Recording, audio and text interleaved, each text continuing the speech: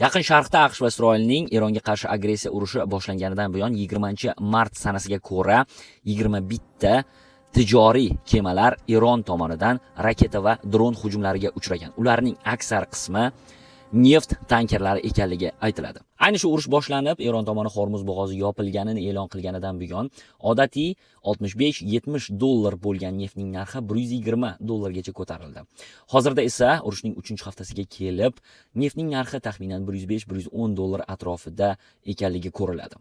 Tahlilchilarning fikriga ko'ra, agarda bu urush uzoq davom etadigan va Hormuz bo'g'ozining yopiqligi davomiy bo'ladigan bo'lsa, neftning narxi 200 dollargacha ko'tarilishi mumkin. Yaqin Sharqda Eronga qarshi yangi boshlangan urushning tezroq tugallanishi ayni shu neftning narxiga bog'liq. Chunki Amerika Qo'shma Shtatlari yoki butun dunyoning iqtisodiyoti neft va neft mahsulotlariga chambarchas bog'langan.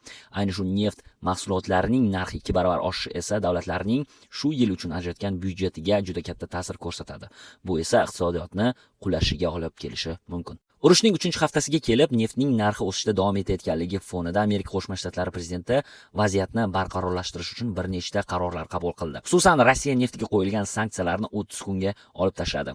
Yaqinda esa Eron neftiga qo'yilgan sanksiyalarni ham 30 kunga olib tashladi va tankerlarda bo'lib turgan dengizdagi neftlarni Hormuz bo'g'ozidan tashqariga chiqishi va sotilishiga ruxsat berdi. Undan tashqari, dunyodagi bir nechta davlatlar Eron bilan to'g'ridan-to'g'ri muzokaralar o'tkazgan holda Hormuz bo'g'ozidan o'z neftlarini olib o'tishga kelishib olishgan. Eslatib o'taman, urush boshlanganidan so'ng Eron tomoni Hormuz bo'g'ozi barcha kemalar uchun yopiq ekanligini e'lon qilgandi. Undan keyin esa tashqi ishlar vaziri Hormuz bo'g'ozi ochiq ekanligi, u faqatgina dushmanlarimiz va dushmanlarimizga yordam berayotganlar uchun yopiq ekanligini aytgandi. Keyinroq esa ba'zi manbalar agarda neft Xitoy pul birligi asosida sotiladigan bo'lsa, Hormuz bo'g'ozidan o'tishi mumkinligini aytgan bo'lsa, ba'zi manbalar har bir tankerning o'tishi Eron tomonidan 2 million dollarga baholanganligini ta'kidlashgandi.